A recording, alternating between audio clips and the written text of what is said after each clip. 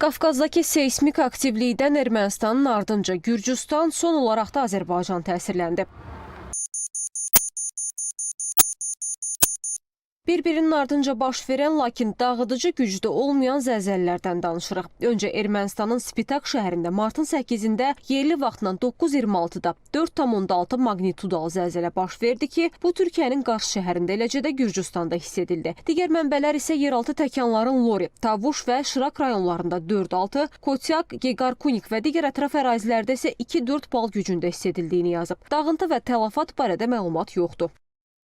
Gürcüstanda isə zəlzələ dünən ard-arda 2 dəfə baş verib. Ölkənin Milli Seysmoloji Monitorinq Mərkəzinin verdiyi məlumata görə yeraltı təkanlar yerli vaxtla 15:28-də qeydə alınıb. Zəlzələnin epicentri Tbilisidən 63 km aralıda, Tianet vilayətindən bir qədər kənarda yerləşib. İlk təkanlar isə dünən səhər saatlarında müşahidə edilib. Qafqazda seysmik aktivlik Azərbaycandan da yan keçməyib. İsmayılıda və Cənub bölgəsində Yardımlı və Lerikdə yeraltı təkanlar hiss edilib.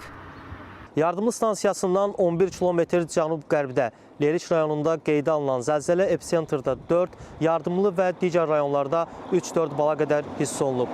Lerik rayon Fövqəladə Hallar Komissiyasından verilən məlumata görə rayonda dağıntı və tələfat və ya hər hansı bir narahatlıq qeydə alınmayıb. Respublika Seysmoloji Xidmət Mərkəzindən verilən məlumata görə zəlzələ bugün səhər saat 7:49 radələrində baş verib.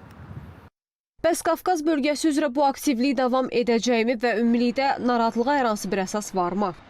Son vaxtlar bilirsiniz ki, bir aydan çoxdur Türkiyədə dalbadal deməli Egey dənizində zəlzələlər baş verir. Eləcə də hətta orada magnitudası bir neçə zəlzələnin 5-5-dən artıq olmağı da qeydə alınmışdı. Eləcə də İranda baş verən bu yaxın günlərdə Ermənistanda, Gürcüstanda, ümumiyyətlə bütöv Qafqazda, bizim Xəzər dənizində, digər deməli ərazilərdə baş verən zəlzələlər elə bil ki, ilin əvvəli həmişə müəyyən deməli o günəş hətta partlayışları ki olmuşdu bu qasırğalar, elə bil ki, deməli yer daxili canlanma baş vermişdi indi. Hətta bu günləri bir neçə gün öncə də Yaponiyada, Meksikada magnitudaları 5-dən yuxarı olan o təkanlar ki olub, o necə deyərlər, ərazilər, o subduksiya zonalar olduğuna görə daha güclü zəlzələlər deməli o baş vermişdi.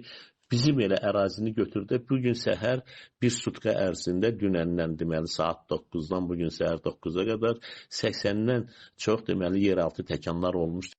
Xidmət rəhbəri həmçinin qeyd edib ki, bu yüngül təkanlardır və Respublikanın hər hansı bir bölgəsində fəlakət dərəcəli zəlzələ gözlənilmir. Nərmin Kəriməyub, Türkəy Şahin İlhamoğlu, ASTV xəbər.